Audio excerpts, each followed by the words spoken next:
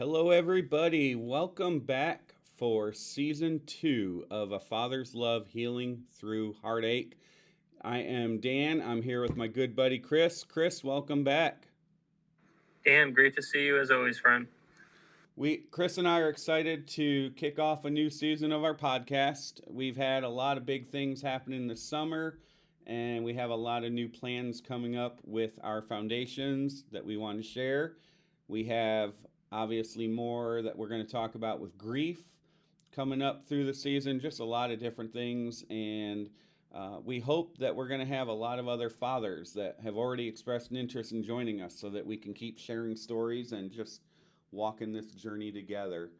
So we're thrilled that you all are tuning in. If you're listening, thank you for that. And we're excited to get going. So, Chris, I'm going to let you start. Tell us about your summer. What happened in the Lepardi household and what happened with Miles for Mason? All right, Dan, thanks. Yeah, it's great to be back. As always, we wish we didn't have to do this podcast. We missed our boys a lot. I miss Mason as usual all the time. I know you miss Jameson. We talk about them all the time.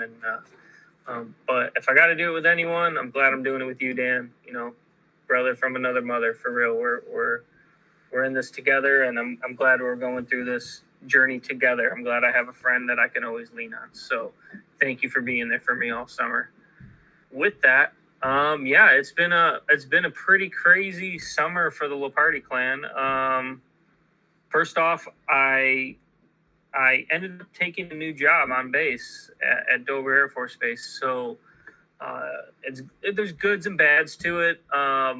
I'm no longer at the fire department, so that's kind of a real heartache, kind of gut check for me. I've been in the Air Force 20 years now, fire department all 20 years, and this is the first time I'm stepping away from my career field.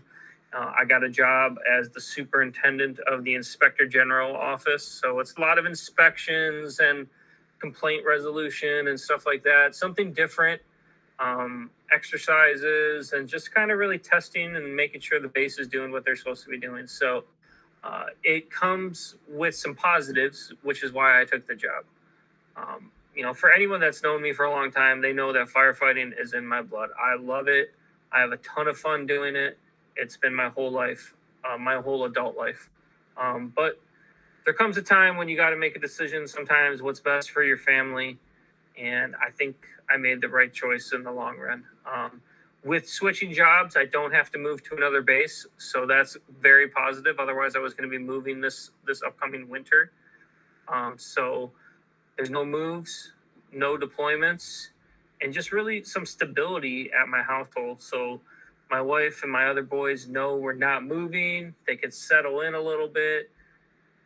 Not be afraid to make some friends, not be afraid to put themselves out a little bit.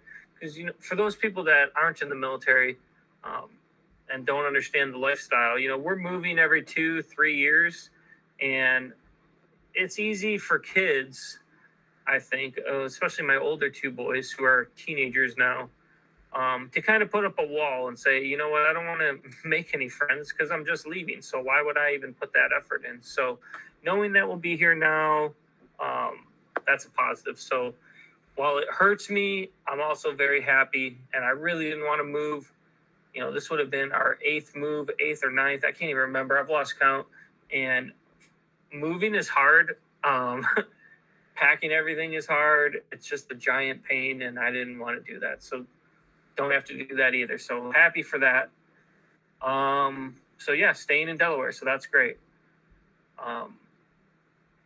We did our Miles for Mason, our annual 5K, and on August 14th, and that was a great success. As usual, the Miles for Mason virtual 5K, and we do it as virtual because we have friends and family all over the world, literally from being in the military. So we had, a friend in Japan do it, some people over in Europe do it, our friends in Alaska, and then all over the continental United States did it. And of course, our family in New York is always extremely supportive, and they did it as well. So it's a moment to just reflect on the importance of spending time with your loved ones. And that's the whole point of it. We did a t-shirt fundraiser for it, and that was extremely successful. We raised $1,800, and all of that is going to go into the Miles for Mason Foundation that we're still working on, unfortunately. Since I just moved to the new job, like about 2 weeks ago, I am actively looking for a lawyer to set everything up. Dan has been helping me with trying to figure out the name for the website because the name we want is currently taken, but we're working on coming up with a game plan for that, and also the email address. But I'm going to make you this promise, Dan. By next episode, I'll at least have an email address set up. I'm going to hold you to that. Everybody heard you say that. All right, man. I promise by next episode, I will have an email address set up. And really what it came down to is, like we talked last season, is we didn't want to do anything until we knew where we were going. Now that we know we're staying here, it's a lot easier to put a lot more planning into it. So website isn't up. We still don't have the email address, but by next episode, maybe I'll get lucky and we'll have the website and the email address, but I'm going to promise at least the email address. Hey, so I think Chris, I'm going to interrupt you there. I think that's a great time to put a plug out there. If anybody who's listening to this knows how to find who owns a domain and how to reach out to them and contact them and say, hey, we want to buy that domain from you, please let us know. Because Google and stuff wants to charge $120, $150, and surely somebody knows how to do it and can help Chris out. Yeah, that would be great. Especially since the website we want to use is directing you to a blank white page. No website even pops up. That's the worst part about it. So we're hoping we can get it figured out. That's what we're working on right now. And other than that, we had a normal summer. We went back to Buffalo a couple times. We wanted to make sure we visited Mason. Went and had a lot of family support, and we're back. School just started for the boys. They just started this week, and now we're starting to get into a normal life, I guess, as normal as it can be without having Mason with us. So in a nutshell, that's how our summer went, and had our ups, had our downs, just like any other day. We had good days, we had bad days, and it is what it is. We just keep pushing forward the best we can. So Dan, how was your summer? Well, we worked a lot around the house on our stuff. I still admire the Lepardi family for the fact that they had to pack up and move from Idaho to Delaware so quickly after Mason passed. And again, we haven't made it through everything Jameson had. We're almost there. It's just hard. But we made some good progress going through some things. We have that bucket of things that are Jameson's shoes and papers and all that stuff. We made it through most of his things, and they're sitting in a box. We have a little bit left to do there. I'm dreading the day we finish that and we have to put the lid on the box. That just seems like one of those things that is going to be hard to do and put it on a shelf somewhere.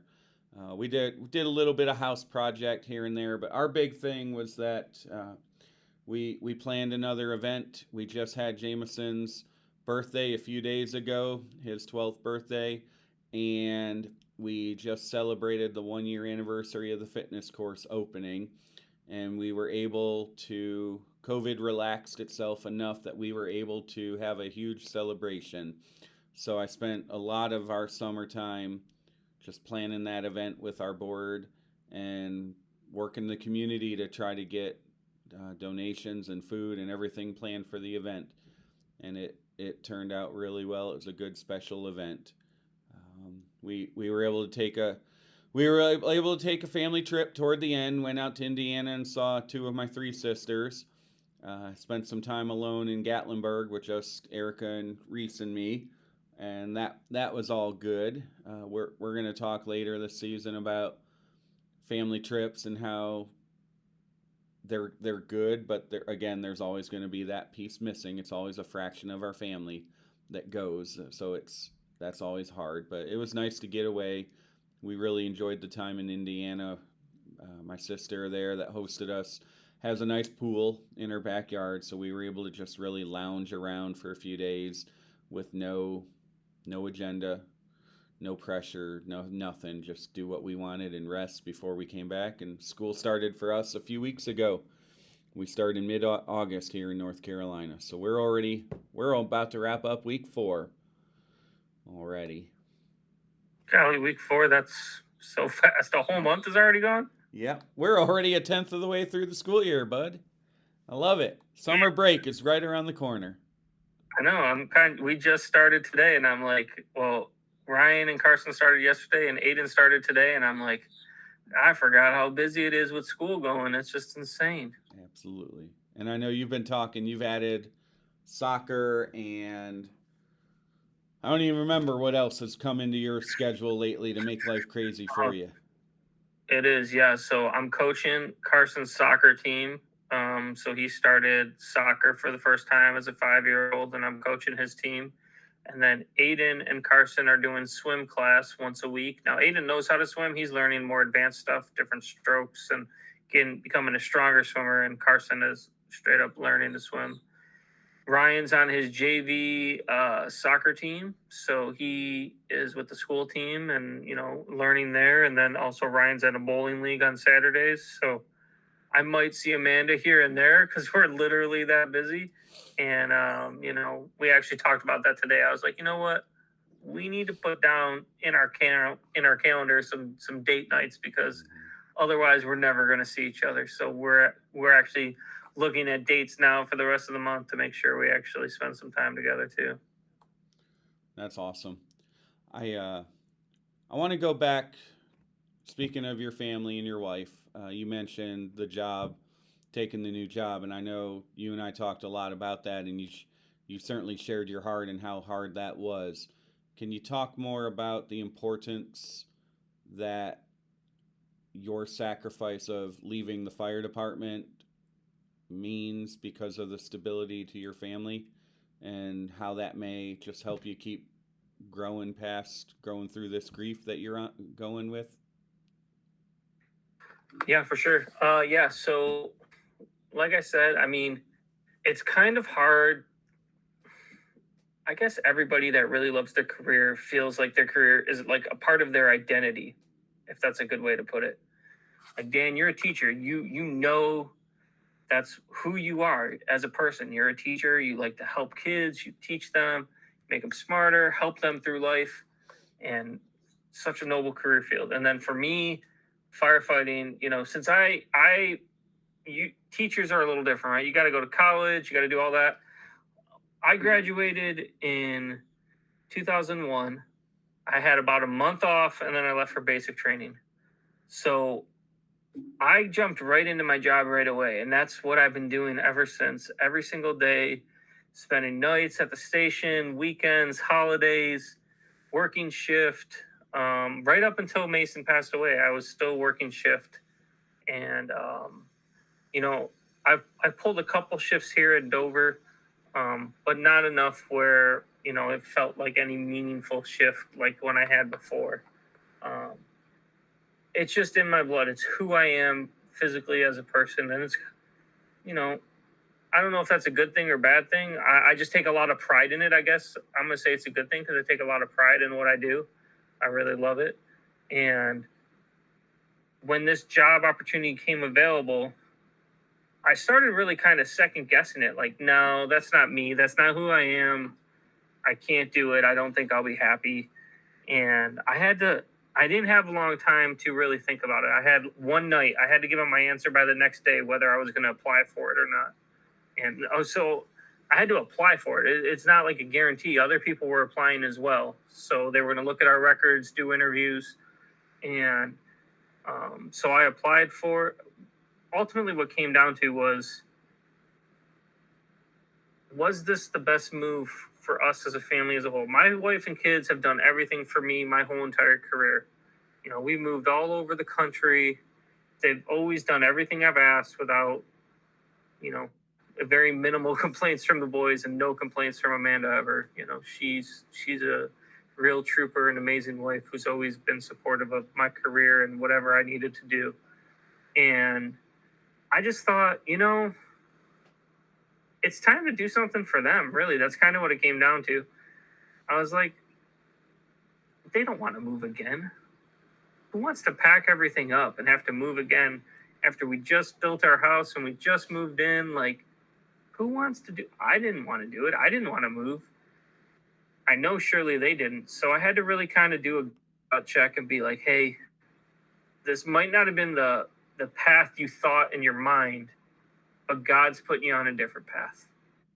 And, I had to really, for me as Catholic, I had to really kind of pray about it that night. And I thought about it and I was like, God, are you throwing this at me? Because months ago, before I got the promotion, I thought, man, if I get this promotion, I'm moving unless something random opens up I literally said it in my mind. And I even talked to Amanda about it. I was like, the only way I could stay is if something random pops open on base and I somehow get it. So from saying that and thinking it to literally 3 or 4 months later, a random job opening up on base, it was almost like God was speaking to me saying, Chris, take this. Your family needs a break.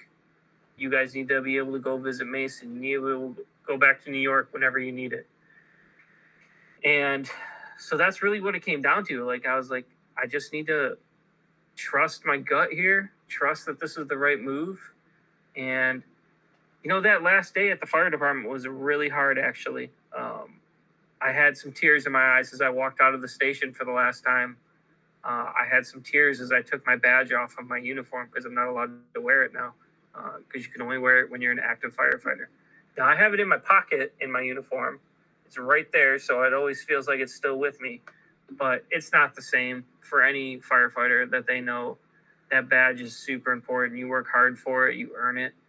And taking it off was super hard. But I think I made the right choice.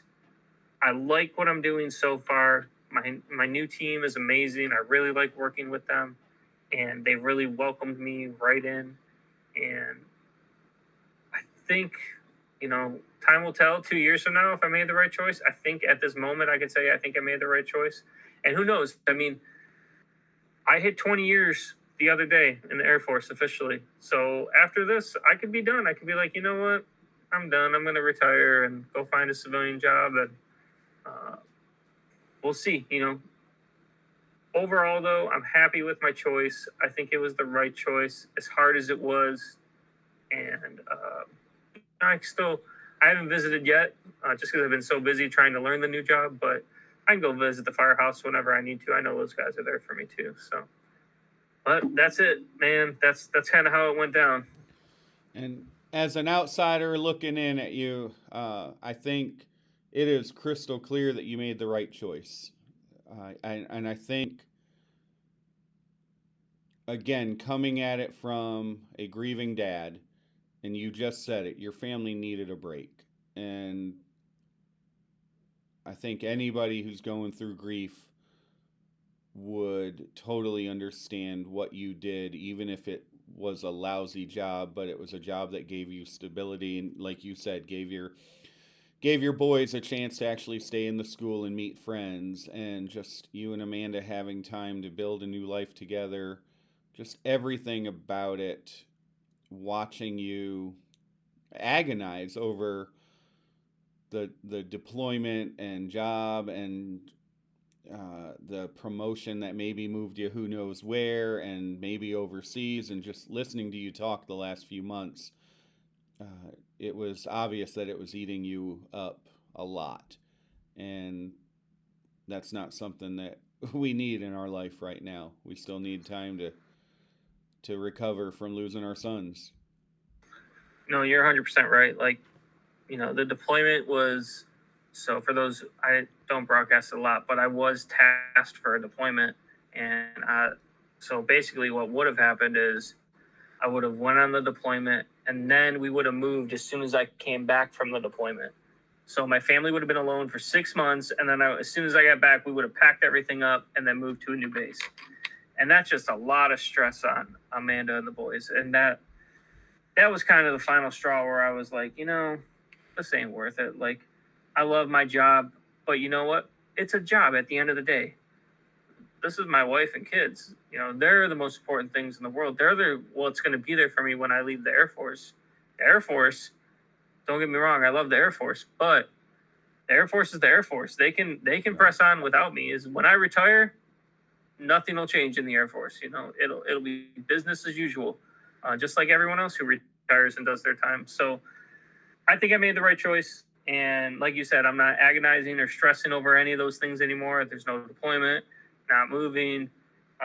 Really easy job in the sense that I don't have the stresses of spending a night at the station or having to cover a fire truck or, not being able to leave to help Amanda and the boys because I'm working shift or something like that. There's no stress like that now. So it was a good move, and I'm glad I did it. Right.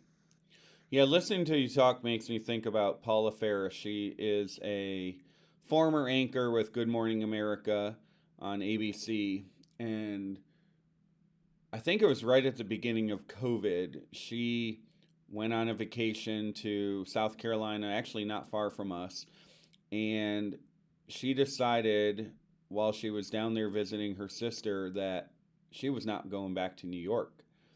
And literally not going back to New York.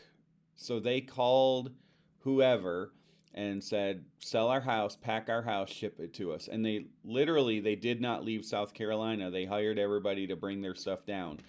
And so I've been kind of following her journey because I think that's just amazing that she gave up what looks like a really good career, but she wasn't happy. And one of the things she said early on when she made this move was highlighting the fact that as parents and teachers and adults, we ask kids, what do you want to be when you grow up?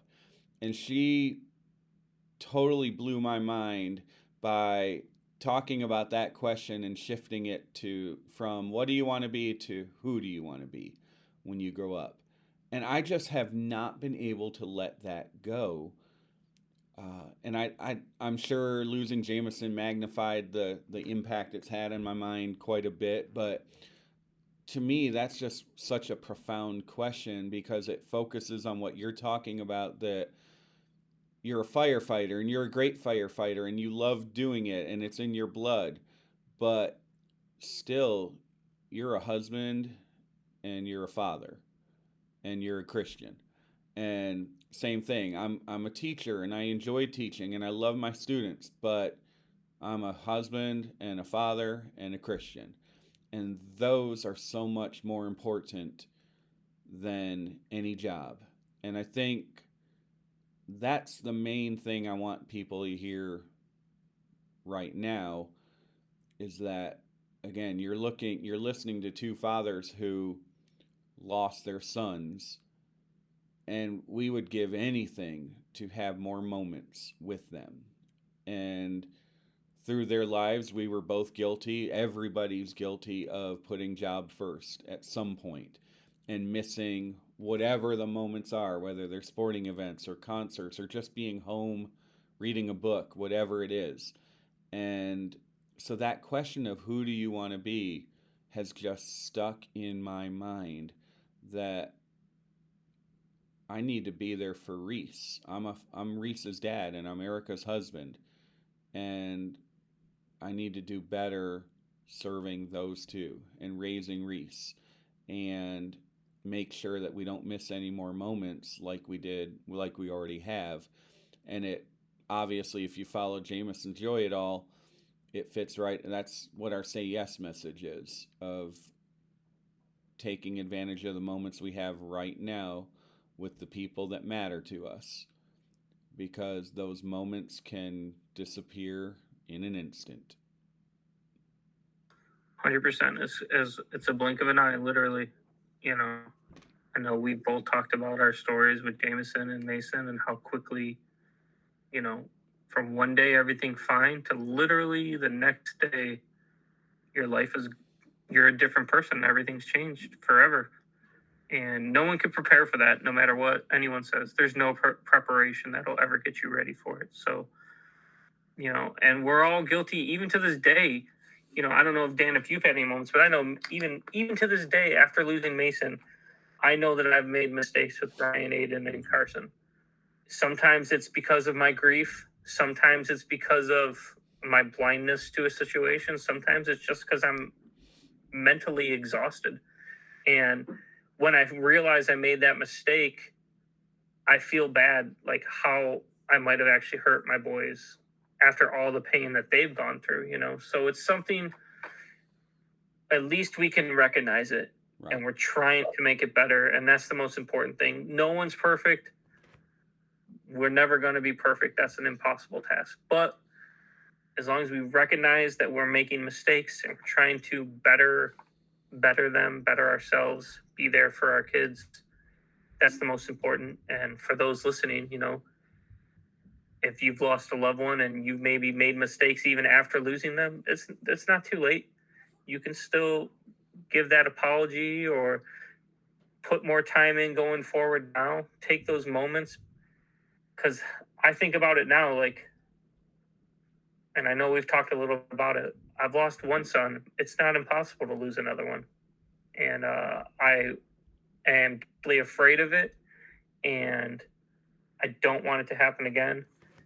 And I need to make sure I'm spending every possible moment in a good way with my children now because of it. So.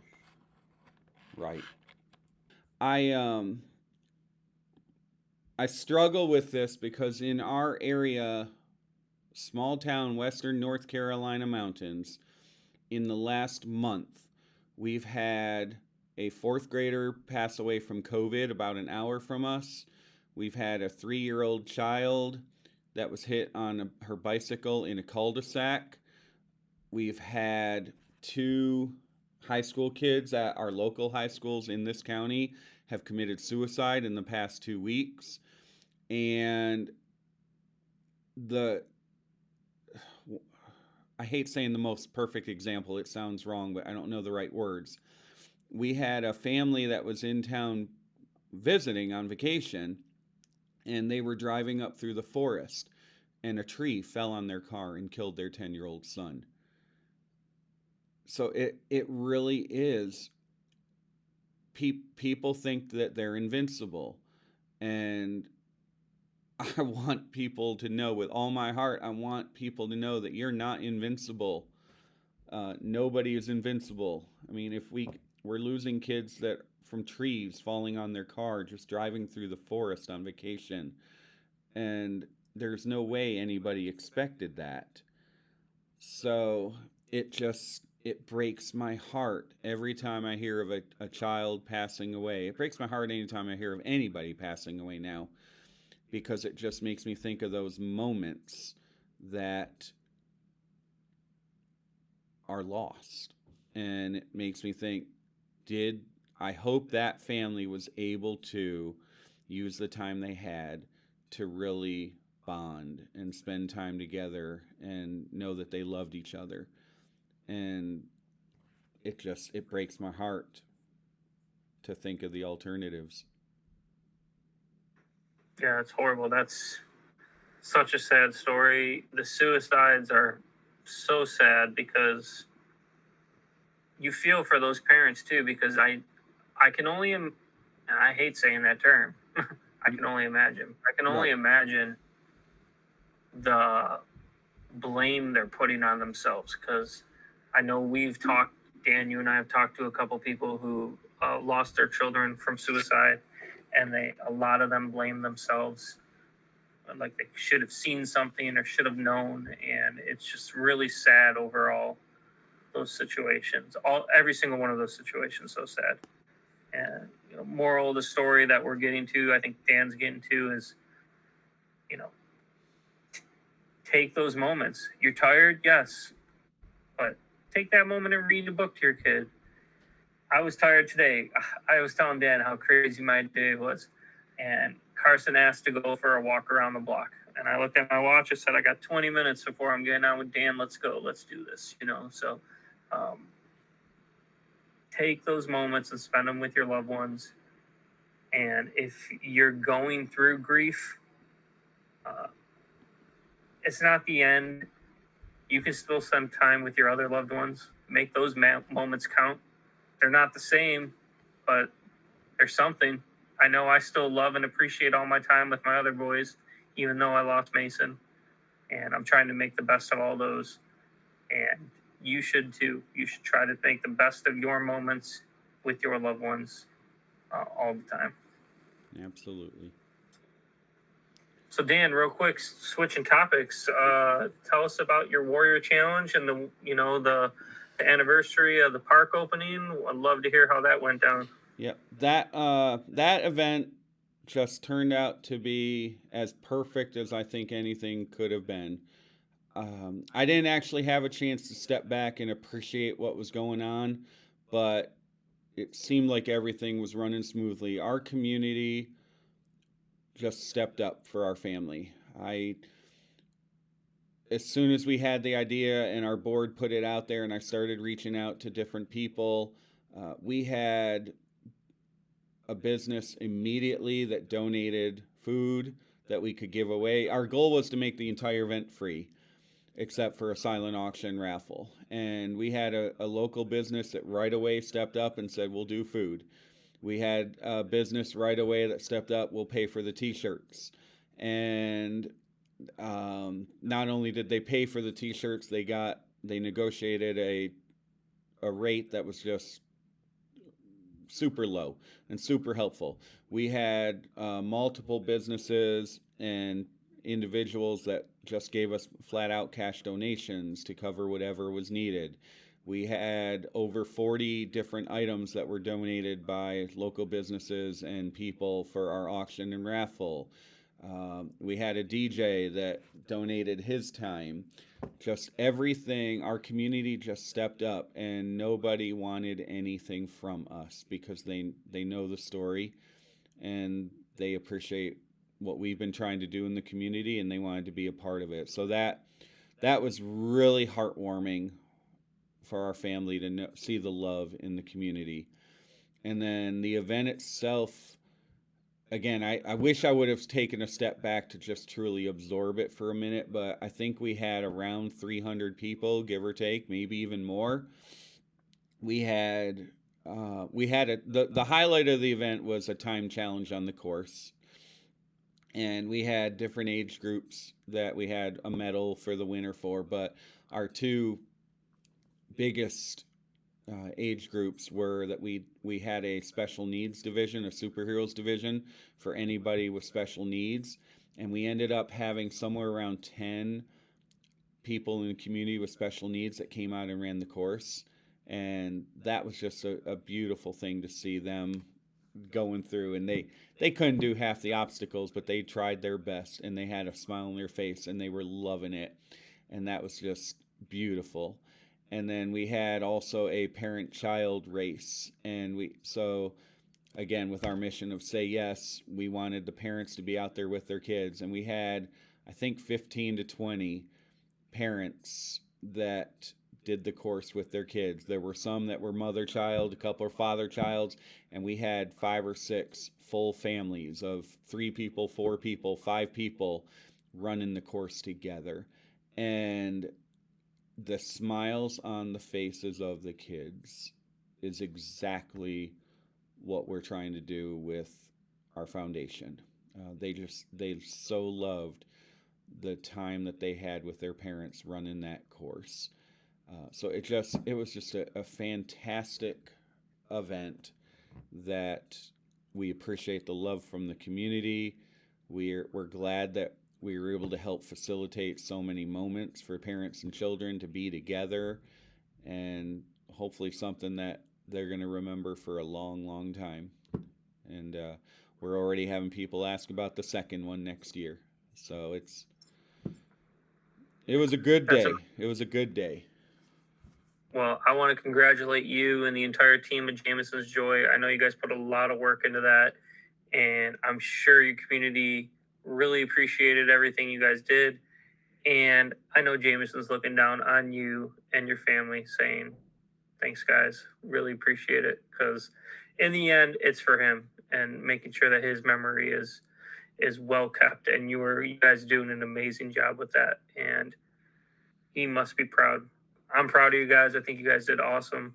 congratulations, because that was awesome work. I only saw the pictures, but an amazing job all around. Yeah.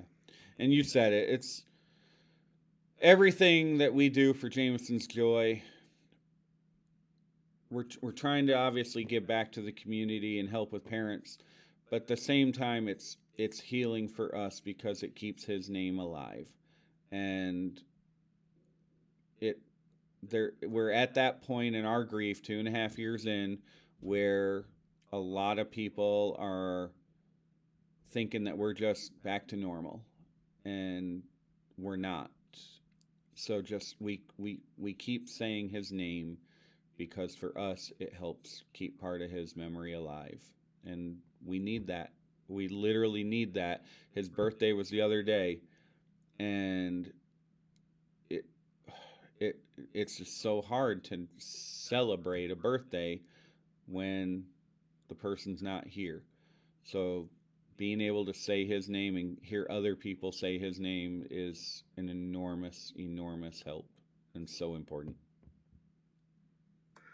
Yeah, no, it's we're slowly coming up on the second birthday without Mason. Now, last year we had a full out party, just to remember Mason and something he would like.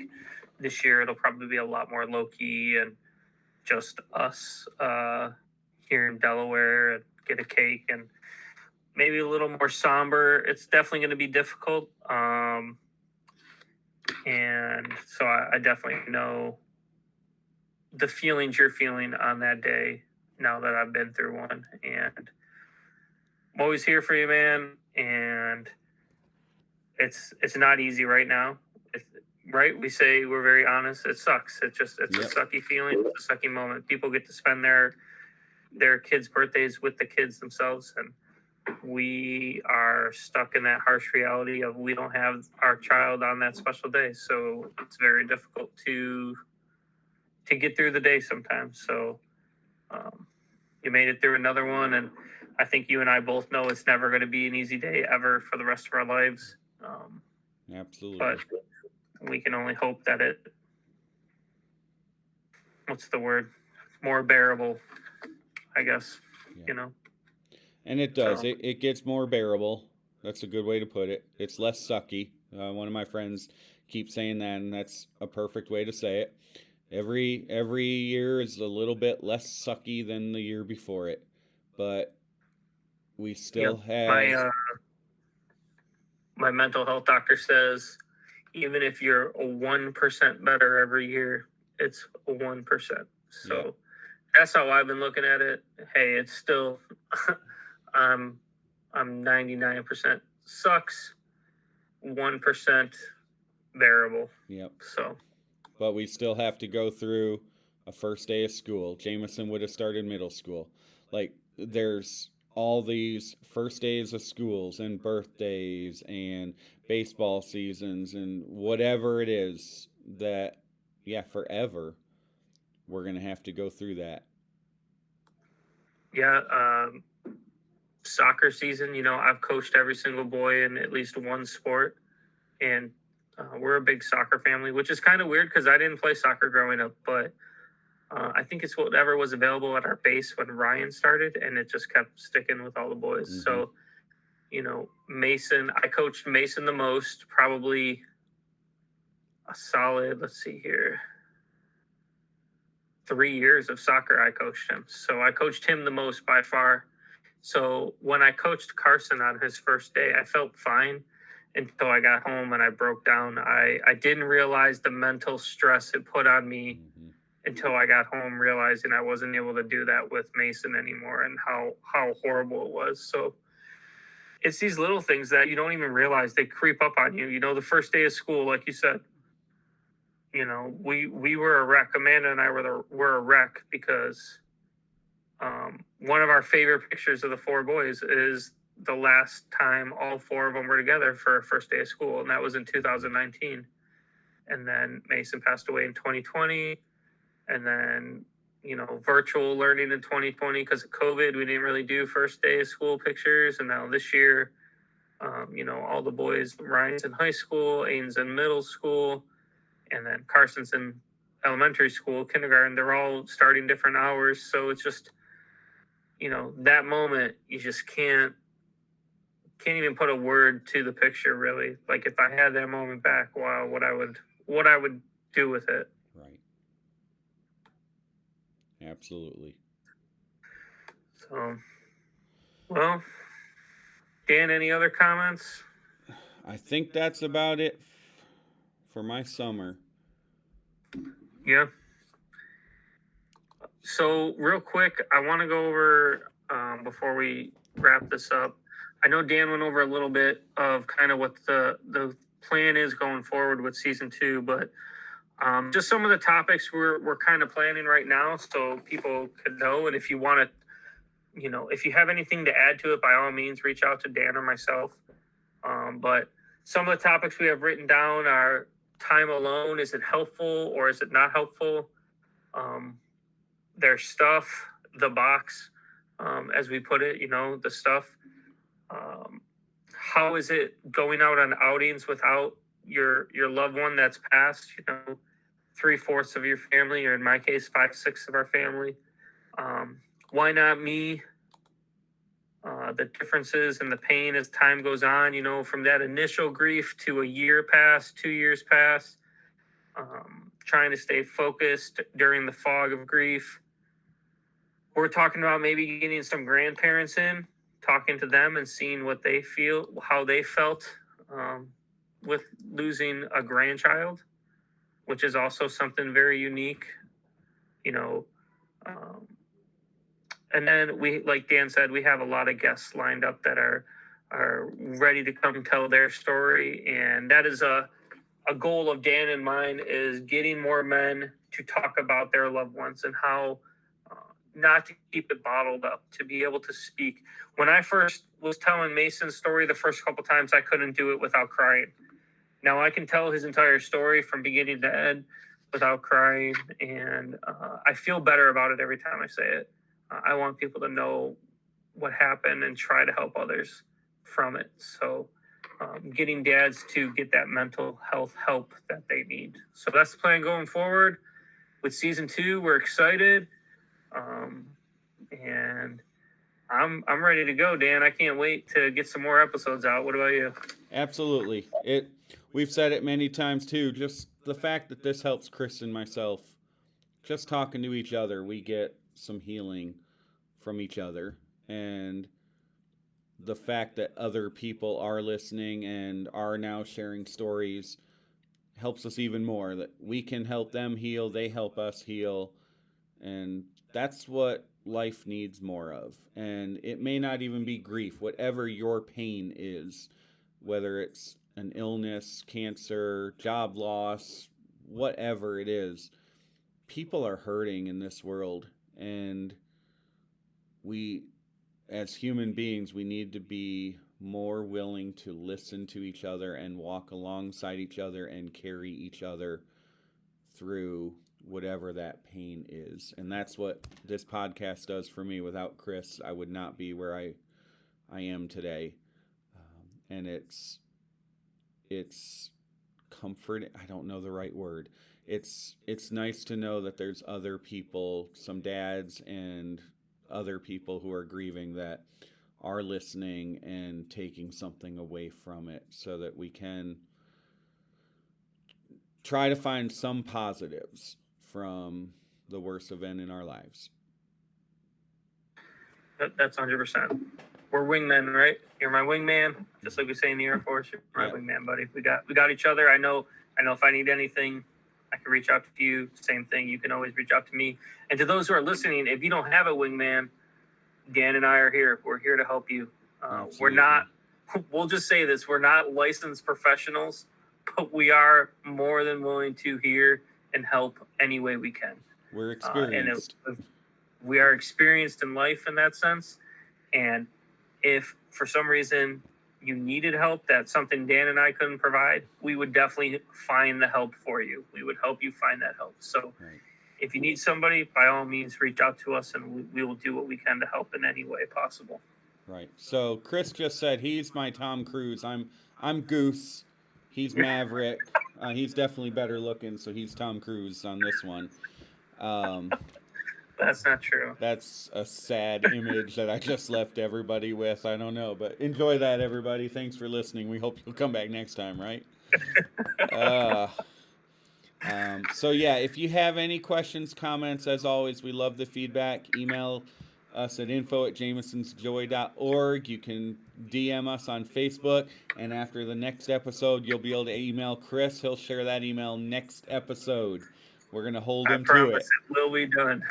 But we want to hear from you.